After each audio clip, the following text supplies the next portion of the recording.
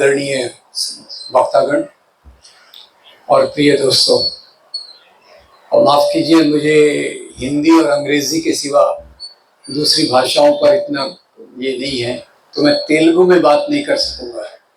तो हिंदी मेरी जो भी है वो थोड़ी बम्बईया हिंदी फिल्मों जैसी है, तो उसको आप स्वीकार करके टॉलरेट कीजिएगा। पहले तो मैं बहुत मुबारकबाद देता हूँ इस जलसे के आयोजन के लिए, क्योंकि इसके माध्यम से हम सरकार को एक संदेश दे रहे हैं, एक मैसेज दे रहे हैं कि आप ये जो वक्फ अमेंडमेंट बिल की तरफ तेजी से भागे जा रहे हैं, ये बिल जैसे पहले मौलाना साहब ने कहा, न केवल मुसलमान बल्कि सिख और आदिवासी और दूसरे जैन धर्म के लोगों के भी इंटरेस्ट के खिलाफ जाता है। अब ये डिटेल्स तो आपको पता ही है कि वक्फ बाय प्रैक्टिस और उसमें वक्फ बोर्ड में 2 गैर मुसलमान लोगों को डालना और इसका पूरा नियंत्रण कलेक्टर के पास जाना। कलेक्टर यानी सरकार, तो सरकार जो चाहे इतनी पुरानी ज़मीनों को जो वक्फ की गई हैं उन पर अपना कब्जा कर सकती है। तो इसके लिए मैं करता हूँ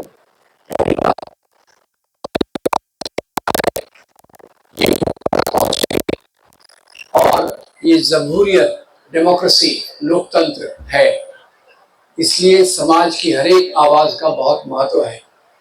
और इसी के साथ साथ सुप्रीम कोर्ट ने भी इस पर एक रोक लगा के रखी है, उसका भी बहुत स्वागत है। उम्मीद करते हैं कि सुप्रीम कोर्ट जनता की आवाज़ और भारत के आईन, भारत के संविधान के अनुसार फैसला देगी, ताकि हम सब लोगों को बहुत राहत मिलेगी। अब इससे एक और सवाल आता है। सवाल ये आता है कि ये जो सरकार हर एक चीज़ इस बात पे करती है कि भाई हम गरीब मुसलमानों की भलाई के लिए कर रहे हैं। देखिए, कई बार आपने वो सुना होगा, हाथी के दांत दिखाने के और होते हैं, खाने के और होते हैं। और ये सरकार का वही रवैया है। ये कहेगी कि हम गरीब मुसलमानों का भला करना चाहते हैं, वास्तव में वो मुसलमानों की जो सोशल प्रॉपर्टी है उस पर कब्जा करना चाहते हैं, ताकि मुसलमान लोग और गरीबी की गर्त में गिरे। मैं इस बात को मानता हूँ कि वक्फ का बहुत अच्छा इस्तेमाल होना चाहिए, ताकि समाज के सभी तबके के लोगों का उनको फायदा मिल सके। इस्लाम क्या बात करता है? इस्लाम यही बात करता है कि हम सब में जो भाईचारा है, ब्रदरहुड है, उसको मजबूत की जाए। तो हमारी जो प्रॉपर्टीज हैं वो इसी भाईचारे के आधार पे समाज के सभी लोगों तक पहुंचे। ये इस्लाम की आवाज है, इंसानियत की आवाज है, और भारतीय संविधान की भी यही आवाज है। आज हम भारत के आईन, भारत के संविधान की बहुत इज्जत करते हैं, और थोड़ा मैं आप लोगों को निमंत्रण देता हूँ सोचने का। सोचिए कि लगातार ये क्यों हो रहा है। कभी वो कहते हैं कि हम ये ट्रिपल तलाक पे उन्होंने बिल लाया, फिर उसके पहले दूसरी चीज़ों पे बिल लाया, और जो भी ये सरकार कर रही है उस किसी भी फैसले से आम मुसलमानों का और गरीब मुसलमानों का कोई फायदा नहीं हुआ है, बल्कि मुसलमानों की जो सामाजिक समस्याएं हैं वो पहले से लगातार बढ़ती जा रही है। और उनमें एक जो डर की भावना होती है, वो डर की भावनाओं को और मजबूत कर रहे हैं। यहाँ मुझे गुरुदेव रविंद्रनाथ टैगोर की एक छोटी सी कविता की लाइन याद आती है, हे प्रभु तू मुझे ऐसी जगह पर ले चल जहाँ मेरा माइंड फ्री हो, जहाँ मेरा माइंड डर से मुक्त हो। और आज हमारा समाज ऐसी दिशा में जा रहा है जहाँ लगातार माइनॉरिटीज को, दलितों को, आदिवासियों को, स्त्रियों के बीच में जो डर की भावना है कि हम यहाँ सुरक्षित हैं कि नहीं, वो डर की भावना बढ़ती जा रही है। मैं पिछले कई सालों के आंकड़ों का अध्ययन करता रहता हूँ कि समाज में जो हिंसा होती है, वायलेंस होता है, वो समाज में कितना डर पैदा करता है। तो इसलिए आपसे भी थोड़ा पूछ रहा हूँ, आप ये बताइए, जो मजहब के नाम पे दंगे हो रहे हैं, खून खराबा हो रहा है, वो पहले से बढ़ रहा है या कम हो रहा है? क्या कहते हैं आप? Very good. दूसरी बात का जवाब दीजिए, ये जो दंगे वायलेंस होता है वो होता है या करवाया जाता है? तीसरी बात याद रखिए, कोई काम वही शक्ति करवाती है जिसको उससे फायदा होता है, जिसको उससे फायदा होता है। और पिछले 12-20 सालों से मैं देख रहा हूं, इधर से दंगे बढ़ रहे, उधर से एक पार्टी का पावर बढ़ रहा है। पार्टी का नाम आप गेस कर रहे हैं? पहले उसके 2 MP थे, फिर वो कहां 300 तक पहुंच गए। अभी शुक्र हो आपका कि आपने उसको 240 तक ला दिया। उनकी 56 इंच की छाती 44 इंच तक आ गई। उनका मकसद क्या है? मुसलमानों को डराने का, ईसाइयों को डराने का, महिलाओं पे अत्याचार बढ़ाने का, दलितों पे अत्याचार बढ़ाने का मकसद क्या है? तो आप सब जानते होंगे, उनका मकसद है यहाँ हिंदू राष्ट्र की स्थापना करना। अब मैं पहले कह दूं, हिंदू राष्ट्र यानी वो राष्ट्र नहीं है जहां सभी लोगों का स्वागत है। हिंदू राष्ट्र यानी वो राष्ट्र जहां मुसलमान, क्रिश्चियन ये दुय्यम दर्जे के नागरिक, सेकंड क्लास सिटीजन होंगे। तो ये भी बात है कि ये हिंदू राष्ट्र की बात कहां से आई, थोड़ा सा हम समझ लें। क्योंकि हिंदू राष्ट्र की आइडिया हमारे आईन से बिल्कुल मैच नहीं करती, बिल्कुल मेल नहीं खाती। हमारा संविधान क्या कहता है याद रखिएगा।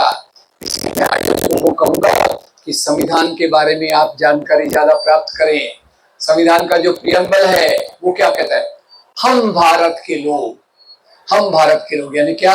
हिंदू या मुसलमान या सब, सभी लोग, हम भारत के लोग अपने आप को ये संविधान देते हैं जो हमको समता यानी बराबरी, स्वतंत्रता यानी हमारी मर्जी के हिसाब से काम करना, और एक भाईचारा, एक फ्रेटर्निटी का पैगाम दे। आज देखा जाए तो जो पार्टी ताकत में है वो इन तीनों चीजों का उल्लंघन करके एक ऐसा समाज लाने की तरफ काफी आगे चली गई है। अब वो वक्त नहीं है कि भाई वो ऐसा करेंगे वैसा करेंगे, वो जो करें हैं हम करेंगे हमारे सामने है। एक तरफ जो भाईचारा है, बहनचारा है, जो हमारा बंधुत्व है, फ्रेटर्निटी है, उसको कितनी गहरी चोट पहुंची है, कितनी गहरी चोट पहुंची है। मैं आपको 2-3 उदाहरण देता हूँ। सबसे लेटेस्ट उदाहरण, सबसे तो पावरफुल है। अभी हम खाते पीते हैं, खाने पीने का कोई मजहब होता है? रोटी का कोई मजहब है कि सबके लिए है?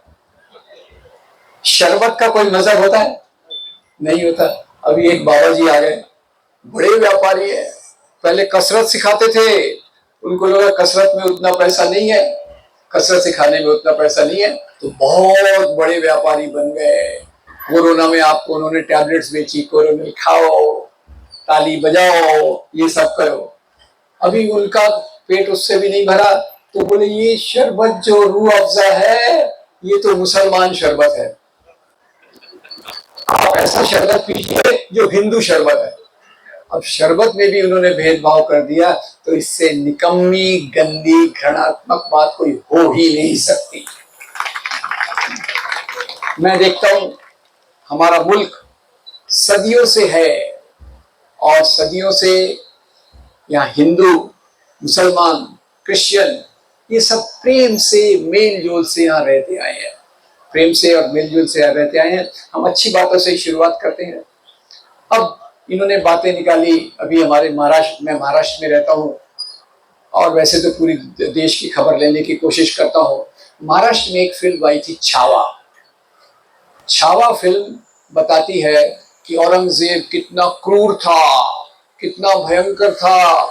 वो जबरदस्ती से संभाजी महाराज को मुसलमान बनाना चाहता था, उसने हिंदुओं के मंदिर तोड़े, जबरदस्ती से इस्लाम फैलाया। मुझे बहुत अफसोस हुआ। अफसोस इस बात का नहीं हुआ कि ये एक फिल्म आई है जो इतनी गंदी फिल्म है, वो ऐसे भी जिसको अंग्रेजी में कहते हैं जिसमें सुंदरता बिल्कुल नहीं है। एक बहुत क्रूर तरीके से 40 मिनट तक घृणा की बातें बताई गई हैं। जहां हमको मोहब्बत की बातें फैलाना चाहिए, वहां ये फिल्म केवल घृणा की बातें करती है। तो खैर, मैं फिर इनका जो आरोप है औरंगजेब के बारे में, पहले वहीं से शुरू करता हूँ। अब औरंगजेब को एक क्रूर मुसलमान बादशाह के रूप में बताया गया। आपको यह भी बता दूं कि भारत में मुसलमान राजा हुए हैं, राजाओं के जो सिपहसालार थे, सलाहकार थे, वो बहुत सारे हिंदू भी होते थे। ख्याल कीजिए इस बात को, हिंदू राजाओं के मुसलमान सलाहकार, मुसलमान राजाओं के हिंदू सलाहकार, और उसको हमको बताया गया ये मुसलमानों का राज है, ये हिंदुओं का राज है। दोस्तों याद रखिए, राजाशाही में लोगों का राज नहीं होता। राजाशाही में केवल राजाओं का राज होता है जो खुद के काम के लिए आगे बढ़ते हैं। और उसमें इन्होंने क्यों किया ऐसा, धर्म का रंग क्यों डाल दिया राजाओं में? तो आपको याद दिलाना चाहता हूं, अंग्रेज ये पहले शासक थे। याद रखिए, भारत में बहुत लोग आए, शाक, हून, फिर खलजी वंश, गजनवी वंश, आखिर में मुगल वंश, बहुत सारे लोग आए। पर मुझे बताइए, भारत की संपत्ति औरंगजेब या बाबर, भारत की संपत्ति औरंगजेब या बाबर यहां से लूटकर बाहर ले गए क्या? Yes no? यहां राज किया, यहीं मरे, इसी मिट्टी में खाक हो गए, इसी मिट्टी में वो दफन है। उन्होंने भारत की संपत्ति बाहर नहीं ले गई। तो संपत्ति हमारी किसने ले गई? वो ब्रिटिश हुकूमत, अंग्रेज, जिसके बारे में ये सरकार ज्यादा बोलती नहीं है। उनके बारे में तो उनके चरण स्पर्श करती रहती है, उनको बोलती है हुजूर आला आप बहुत अच्छे हो, हमको पेंशन दे दो, माफी दे दो, छोड़ दो। अंग्रेजों के खिलाफ कोई आवाज नहीं। ज्यादा उनका गुस्सा मुसलमानों पे, क्रिश्चियंस पे, और मुसलमानों पे गुस्सा क्यों? क्योंकि कोई भी राजनीति जो चलती है, तो मैं आपको 1857 की क्रांति के बारे में लाना चाहता हूं। आप याद कीजिए, थोड़ा दिमाग को खुजली करके याद कीजिए। आपको याद है 1857 में अंग्रेजों के खिलाफ बगावत हुई थी? Yes no? उसका लीडर कौन था? कोई नाम बताए। 1857 की बगावत का लीडर कौन था? बहादुर शाह जफर। और मजे की बात यह है, अभी ये लोग जो औरंगजेब का पोस्टर फाड़ने गए थे, तो औरंगजेब के नाम पे पहली स्वतंत्रता संग्राम के नेता बहादुर शाह जफर का फोटो फाड़ दिया।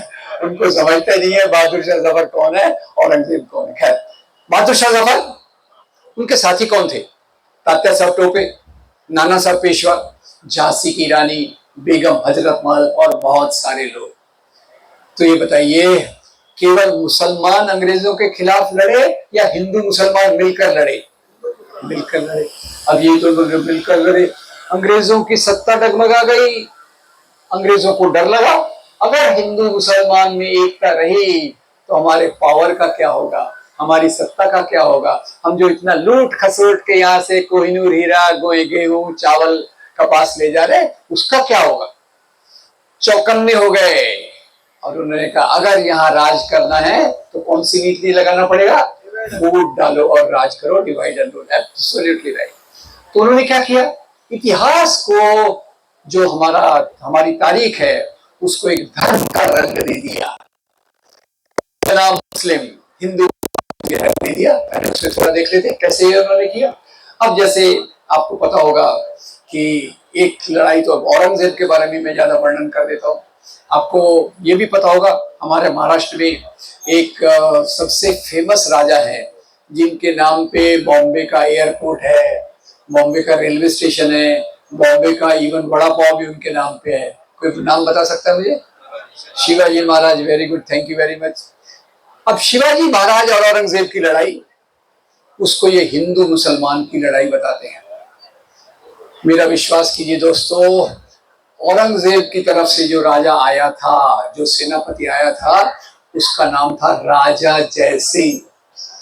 राजा जयसिंह किसके साथ है? औरंगजेब के साथ है। और शिवाजी महाराज की सेना में 12 सेनापति थे जो मुसलमान थे। शिवाजी महाराज का सबसे ज्यादा विश्वास उन पे था, यहां तक कि अफजल खान से उनकी लड़ाई हुई और शिवाजी महाराज वास्तव में महान थे। और शिवाजी महाराज जब अफजल खान से मिलने जा रहे थे, तो जिन्होंने उनको वाघ नख ले जाने के लिए सलाह दी, उसका नाम था रुस्तमे जमान। शिवाजी महाराज धर्म के नाम पे भेदभाव नहीं करते थे। उनके रायगढ़ के किले में भगवान जगदीश्वर का मंदिर है, और वहीं उसी के पास में एक मस्जिद भी है। तो इन लोगों को मिर्ची लगती है, ये हिंदुत्व की राजनीति करने वालों को, कि हम जैसे लोग ऐसी सरल सरल बातें क्यों बताते हैं। अब शिवाजी महाराज को अगर मुसलमानों से, इस्लाम से नफरत होती तो क्या वो अपने किले में मस्जिद को बनवाते? Yes, no? नो।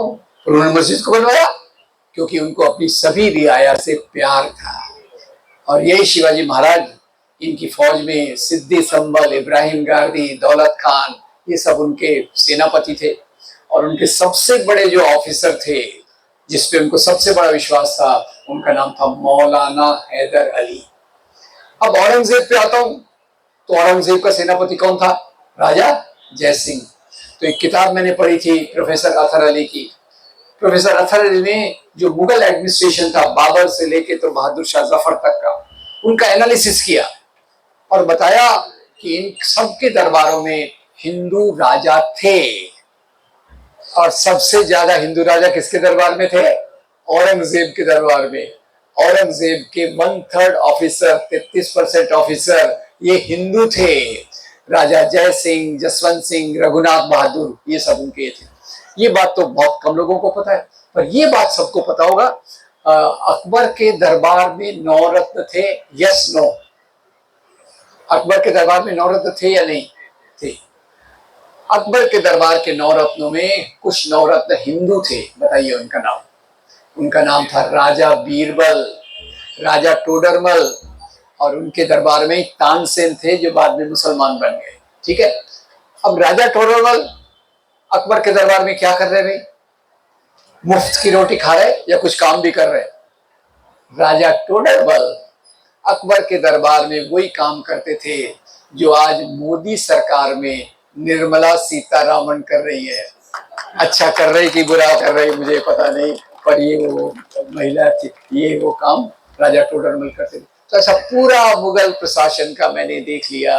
और एक सबसे बड़ा, ये हिंदुत्व की राजनीति वालों को ये भी नहीं पता कि हमारे हीरो कौन होना चाहिए। आजाद भारत में जहां आईन लागू है, संविधान लागू है, हमारे हीरो कौन होना चाहिए? तो मेरा कहना है हमारे हीरो वो लोग होना चाहिए जिन्होंने ब्रिटिश हुकूमत के खिलाफ विद्रोह किया। वो भगत सिंह हो, चंद्रशेखर आजाद हो, भीमराव बाबा साहब अम्बेडकर हो, महात्मा गांधी हो, सुभाष चंद्र बोस हो, ये मेरी क्या मान्यता है। और उनके लिए क्या है? उनके लिए जो है वो अपने हीरो को किसको मानते हैं? शिवाजी महाराज और राणा प्रताप। तो आपको तो याद होगा, कम से कम उतना नाम तो याद होगा ना, ये महात्मा गांधी की हत्या किसने की? नाथूराम गोडसे। कुछ याद रखिए, नाथूराम गोडसे। कोर्ट में वो क्या बयान देता है? कोर्ट में बयान देता है ये गांधी भी कोई राष्ट्रभक्त है? ये गांधी तो पिग्मी छोटा सा बंदा है। हमारा वास्तविक राष्ट्रवादी तो राणा प्रताप है, शिवाजी है। इतनी शर्मनाक बातें ये कहते हैं। राष्ट्र का प्रतीक वही हो सकता है जिसने अंग्रेजों के खिलाफ आंदोलन किया, केवल मुसलमान राजाओं के खिलाफ आंदोलन किया, लड़ाई की, उसको हीरो बना रहे हैं। और उसमें भी कितनी गलती है देखिए। राणा प्रताप राजस्थान, और राणा प्रताप राजस्थान में थे, तो राणा प्रताप और अकबर का झगड़ा हो गया। राजाओं में झगड़ा काय के लिए होता था ये भी सोचिए जरा, मैं आपको सोचने की दावत दे रहा हूँ।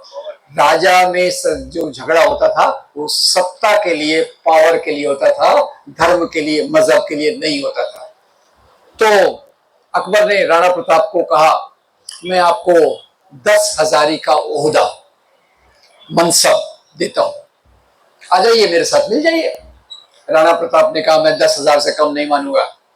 तो राजा टोडरमल ने अकबर को सलाह दी ये राणा प्रताप उतना बड़ा राजा नहीं है, इसको 5 हजारी में निपटाओ। नहीं मानता तो झगड़ा करेंगे। झगड़ा करने, लड़ाई करने चले गए। हल्दी घाटी के मैदान में लड़ाई हुई। ख्याल से सुनिएगा, एक तरफ है अकबर की फौज, एक तरफ है राणा प्रताप की फौज। और ख्याल से देखिए, अकबर की फौज में अकबर खुद है ही नहीं, तो सेना का नेतृत्व कौन कर रहा है? सेना का नेतृत्व जो कर रहा है उनका नाम है राजा मान सिंह। जरा जवाब दीजिए, अकबर की फौज में केवल मुसलमान है या हिंदू मुसलमान दोनों? दोनों है। ठीक है।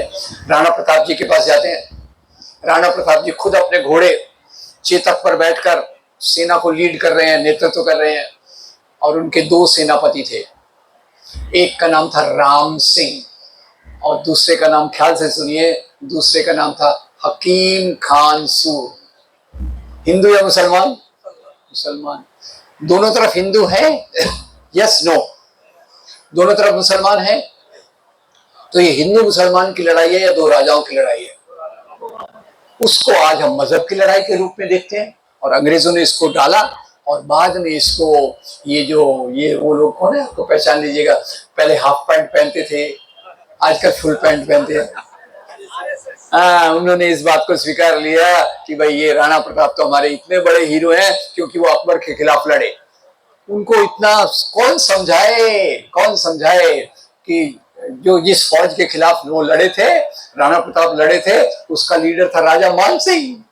अब खैर, कम अक्ल होना भी कई बार अच्छी बात होती है, उसी का वो उपयोग कर रहे हैं। खैर, अब ये चीजों को मैंने एक तरफ से बताया, दूसरी तरफ से भाई ये मुगल राजा, अब ये ख्याल से सुनिए, मुगल राजा घोड़े पर बैठकर आए, उनके एक हाथ में तलवार, एक हाथ में कुरान, और उन्होंने लोगों को तलवार से डराया और कुरान लेने पे मजबूर किया, मुसलमान बनने पे मजबूर किया। तो ये बात मैं बहुत सारी मीटिंग्स में कहता हूँ, पर एक बार क्या हुआ, गलती से मैंने एक कॉलेज में ये बात कह दी। बड़ा इंटेलिजेंट लड़के थे, लड़के लड़कियां थे। जैसे ही मैंने कहा मुसलमान राजा घोड़े पर बैठ कर आए, एक हाथ में तलवार एक हाथ में कुरान, दो चार लड़के लड़कियां खड़े हो गए। बोले सर ये कैसे हो सकता है, राजा के एक हाथ में अगर तलवार है, एक हाथ में कुरान है, तो घोड़े की लगाम कौन पकड़ेगा? तो मैंने कहा ये बात तो मुझे भी नहीं पड़ी। फिर मैंने स्टडी किया, भारत में इस्लाम कैसे आया। भारत में इस्लाम तलवार के नोक पर आया या मोहब्बत के आधार पे आया? मैं इस्लाम के बारे में ज्यादा नहीं जानता, पर इतना जानता हूं, वो कहता है, इस्लाम कहता है, मेरे लिए मेरा दीन, आपके लिए आपका दीन, मेरे लिए मेरा धर्म, आपके लिए आपका धर्म। जो जबरदस्ती से फैलाया जाए वो इस्लाम हो ही नहीं सकता। अब इसको, तो भारत में इस्लाम आया कैसे, इस्लाम कैसे आया और सबसे पहले कहाँ आया? भारत तो इतना बड़ा देश है, मुसलमान राजाओं का राज्य, दिल्ली आगरा उधर चलता था। याद रखिएगा, भारत में सबसे पहला जो इस्लाम आया वो 7th सेंचुरी, 7वीं शताब्दी में केरल में आया। केरल में किसी मुसलमान राजा का राज्य नहीं था, तो इस्लाम कैसे आ गया भाई? वहां अरब देशों से व्यापारी आते थे, अरब देशों से व्यापारी आते थे, वहां से कुछ सामान यहाँ बेचते थे और यहाँ के आम, केले, मसाले लेकर अरब देशों में जाते थे। उनका व्यापार चल रहा था, लोगों को मजा आ रहा था, ठीक है। और उनके प्रभाव में आकर मेल जोल से कई लोग मुसलमान बने। इसलिए आपको पता होगा आज केरल में मुसलमानों का परसेंटेज काफी हाई है।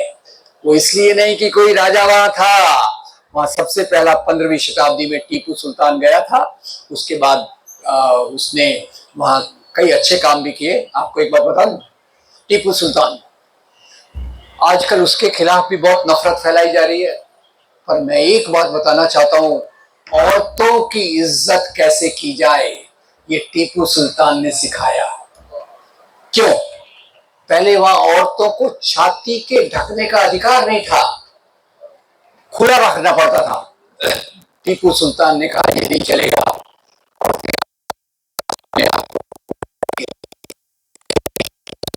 इसके बारे में आज नफरत फैलाई जाए। केरल में इस्लाम आया, फिर पूरे भारत में इस्लाम कैसे फैला?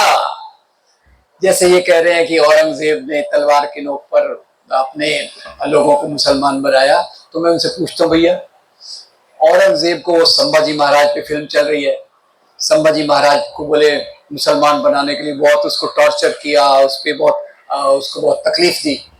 मेरा सवाल सरल है, लॉजिकल है, तार्किक है। क्या औरंगजेब को अगर इस्लाम फैलाना था तो उसके दरबार में जो 33% ऑफिसर थे उनको मुसलमान क्यों नहीं बनाया? वो तो हिंदू के हिंदू रहे, औरंगजेब के साथ रहे। और दूसरा, राजा लोग धर्म नहीं फैलाते। धर्म कौन फैलाता है? एक ही राजा। खैर हर एक रूल का एक एक्सेप्शन होता है। तो यहाँ धर्म किसने, यहाँ किसने किस राजा ने धर्म फैलाया, ये भी याद रखिए। दुनिया में एक ही राजा हुआ है जिसने अपने मजहब को फैलाया, उसका नाम है सम्राट अशोक। कौन सा धर्म फैलाया? बौद्ध धर्म। तलवार से या प्यार से? प्यार से, इस बात को याद रखिए, ठीक है। अब इस पे मैं ये भी बता दूं कि भारत में इस्लाम कैसे फैला, ये भी बहुत चिंता का विषय है। मेलजोल से बढ़ता है फैला, कई लोग लालच से, कई लोग डर से, कई लोग अपने कन्विक्शन से बने होंगे। सबसे बड़ा कारण जो था,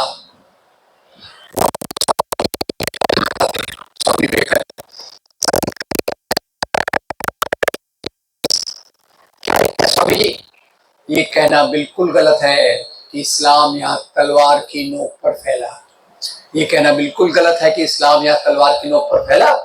यहाँ के जाति व्यवस्था के अत्याचार से पीड़ित, जाति व्यवस्था के अत्याचार से पीड़ित लोगों ने इस्लाम धर्म को कबूल किया। तो इस्लाम धर्म कबूला गया या लादा गया? खोल के इस्लाम धर्म कबूला गया या लादा गया?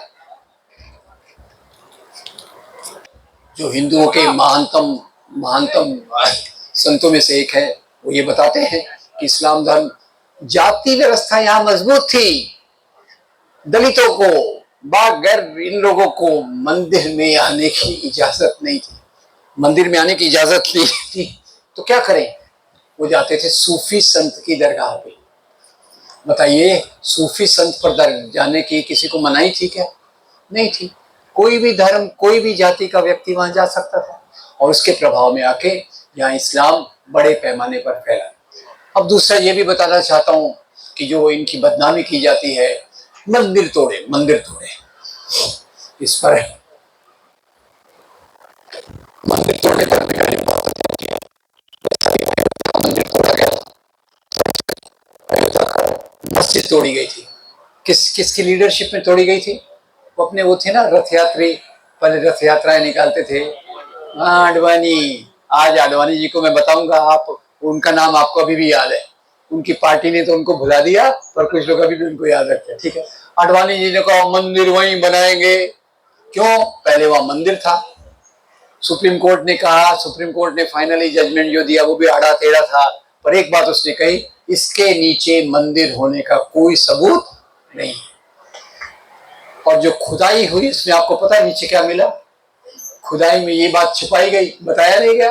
खुदाई हुई तो वहां 84 पिल्लर वाला एक जैन मंदिर निकला, जिसके ऊपर सब कुछ ये हुआ। खैर, पुरानी बातों पे जाने का ज्यादा मतलब नहीं है, हमें भविष्य की तरफ देखना चाहिए। ये भी मैं आपसे पूछना चाहता हूँ, हमने पुराने मंदिर मस्जिदों को देखना चाहिए या भविष्य के उन चीजों को देखना चाहिए जो हमको रोजगार दें, जो हमको ज्ञान दें, जो हमको इल्म दें, जो हमारे समाज में रोशनी लाए? तो मुझे लगता है हमको भविष्य के उन मंदिरों को देखना चाहिए जो समाज में बेहतरी ला सकते हैं। और यहाँ मुझे भारत के आर्किटेक्ट, सबसे पहले जिन्होंने भारत का निर्माण किया, जवाहरलाल नेहरू का एक वाक्य याद आता है। जवाहरलाल नेहरू प्राइम मिनिस्टर थे।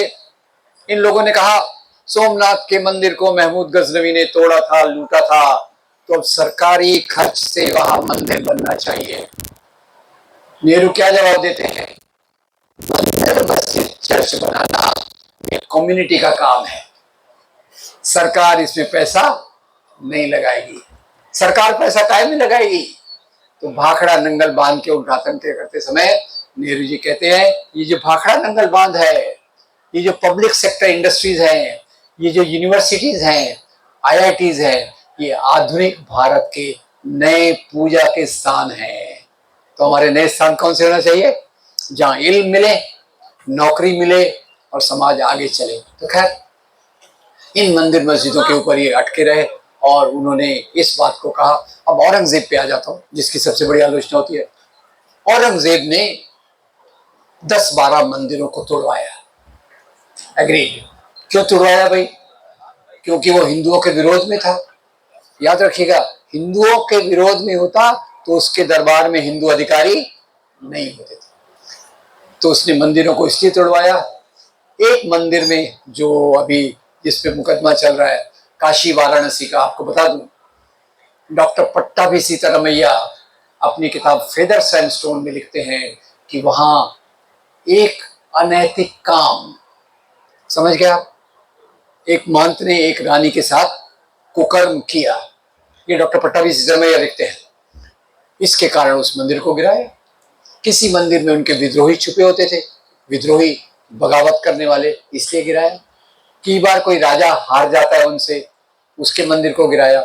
10-12 मंदिर तोड़े उन्होंने, पर उन्होंने 100 से ज्यादा मंदिरों को दान किया।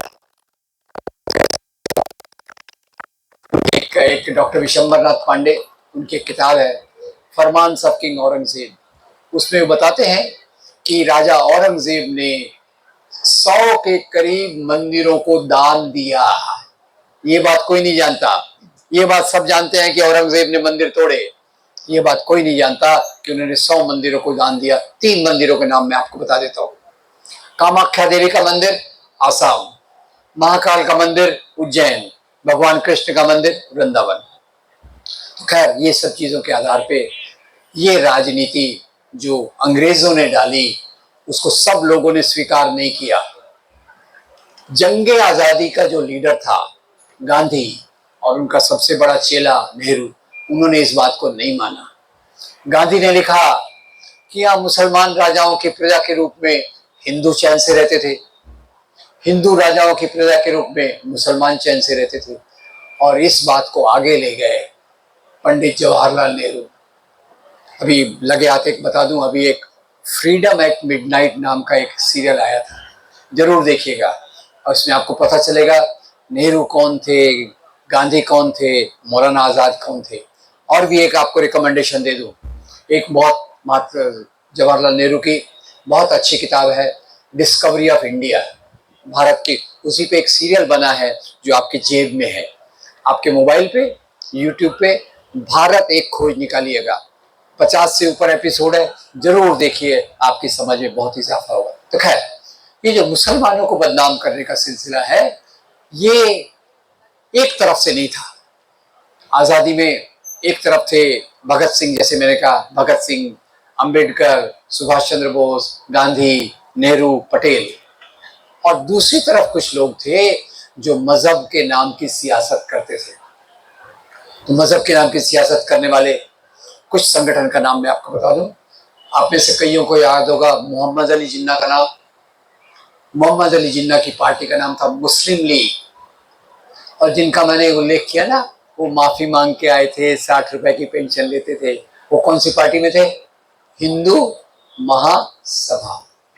और इसी हिंदू महासभा को लेकर विचारधारा, तो मुस्लिम लीग चाहती थी मुस्लिम राष्ट्र, हिंदू महासभा चाहती थी हिंदू राष्ट्र, और इसी हिंदू राष्ट्र के नाम पर एक और संगठन बना जिसका मैंने उल्लेख पहले किया, मैंने बताया ना, हाफ पैंट से फुल पैंट, वो तीसरा से करे। तो ये धर्म के नाम की सियासत, याद रखिए दोस्तों, मेरे लिए मजहब मोहब्बत का दूसरा नाम है, और मजहब के नाम पे जो सियासत होती है वो केवल नफरत फैलाती है। हिंदू महासभा आरएसएस ने मुसलमानों के खिलाफ नफरत फैलाई, आरएसएस और उसके बहुत सारे संगठन आज भी फैला रहे हैं, और पाकिस्तान में मुस्लिम लीग ने हिंदुओं के खिलाफ नफरत फैलाई। तो आज पाकिस्तान की किताबों से पूरे हिंदू नामो निशान मिटा दिया गया।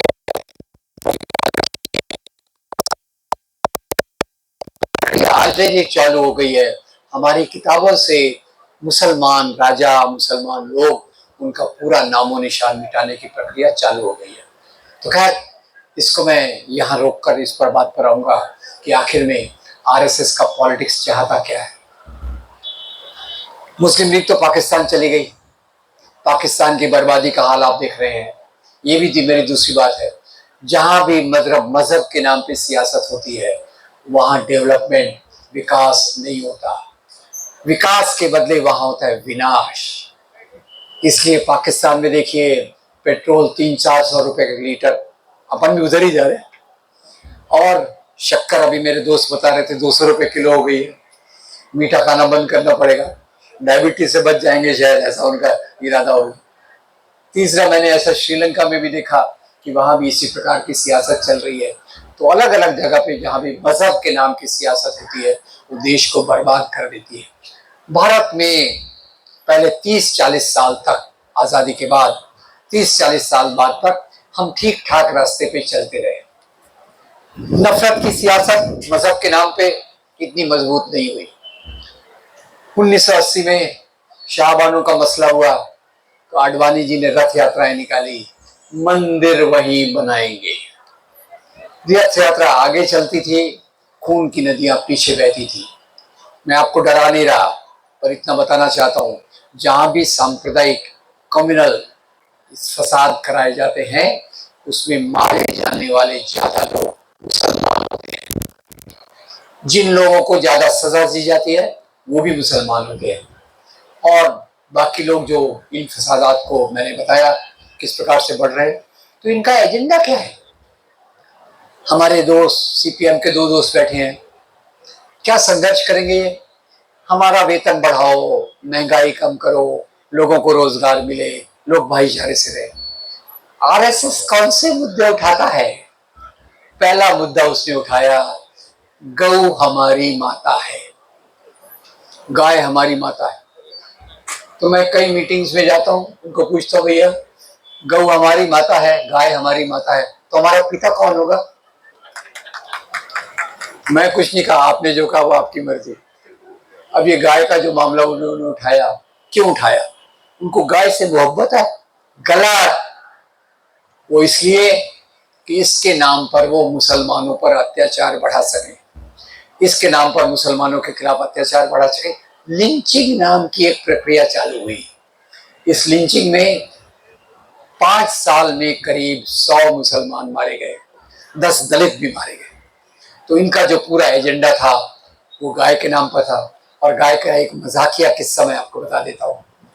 मैं सोचने लगा, इनको गाय से इतनी मोहब्बत है, गौशाला बना रहे और उसमें गाय मर रही। फिर मेरे को सॉल्यूशन मिला। एक तो स्वामी विवेकानंद ने बताया कि भाई वैदिक काल में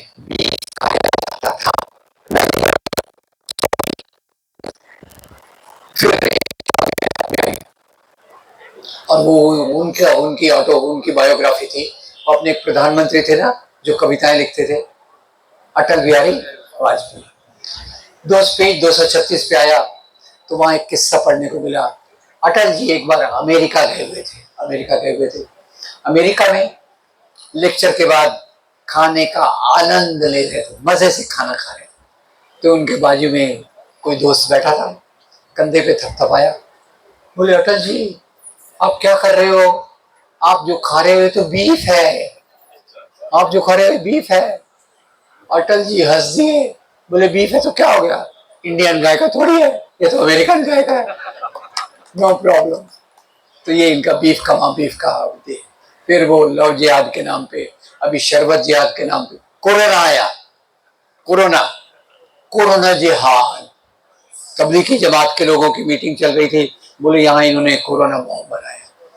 तो आज दोस्तों नफरत इतनी फैल गई है कि स्कूल में जहाँ बच्चे पढ़ते हैं, अगर बच्चा टिफिन में कुछ नॉन वेज लाया तो उसको स्टोर रूम में बंद कर दिया जाता है। तो खैर हालात गंभीर हैं। वक्त का मामला एक है, पूरे समाज में ऐसी बहुत सारी चीजें चल रही है। सवाल ये उठता है कि अब हम करें क्या? आखिर बात तो यही है, हम आज जलसा कर रहे हैं, क्या हमारा इससे काम पूरा हो जाएगा? क्या देश में मोहब्बत का पैगाम फैल जाएगा? तो मेरा एक अपील ये है, ये मेरा आखिरी पॉइंट है कि हमें आज घर तक मोहब्बत का पैगाम ले जाना है। नफरत की जो दीवारें खड़ी की गई हैं, मुसलमानों के खिलाफ नफरत की जो दीवारें खड़ी की गई हैं, उन नफरत की दीवारों को तोड़कर मोहब्बत के पुल बनाना जरूरी है। और इसके लिए वॉलंटियर्स तैयार करें, छोटे छोटे लीफलेट लेकर निकालें, बाबर के बारे में, अकबर के बारे में, औरंगजेब के बारे में, आज़ादी के बारे में, गांधी के बारे में, मौलाना आज़ाद के बारे में लोगों को बताएं कि सच्चाई क्या है। सच्चाई ये है हिंदू मुसलमान कैसे मिलकर रहते थे, कैसे मुगल दरबारों में दिवाली मनाई जाती थी, जश्न ए चरागा मुगल दरबार में। ऐसे जो हमारा मेल जोल था उसको ये खत्म कर रहे हैं। इस देश को हमको बचाना है, मुस्लिम कौम को तो बचाना है ही। वो तभी बच सकती है जब हम इस देश को बचाएं, और इस देश को बचाने के लिए मोहब्बत का पैगाम दूर दूर तक ले जाना है। और इसके लिए मैं उम्मीद करता हूँ कि आप इन चीज़ों को गहराई से देखेंगे। बहुत सारे अच्छे अच्छे वीडियो हैं जो समाज में चलना चाहिए। मैं उस्मान भाई को कुछ वीडियोस भेज दूंगा जो इन चीज़ों को और क्लियर करते हैं। उनके आधार पे आप समाज में मोहब्बत का पैगाम दूर दूर तक पहुँचाएं। इसी बात के साथ मैं अपनी बात समाप्त करता हूँ। बहुत शुक्रिया।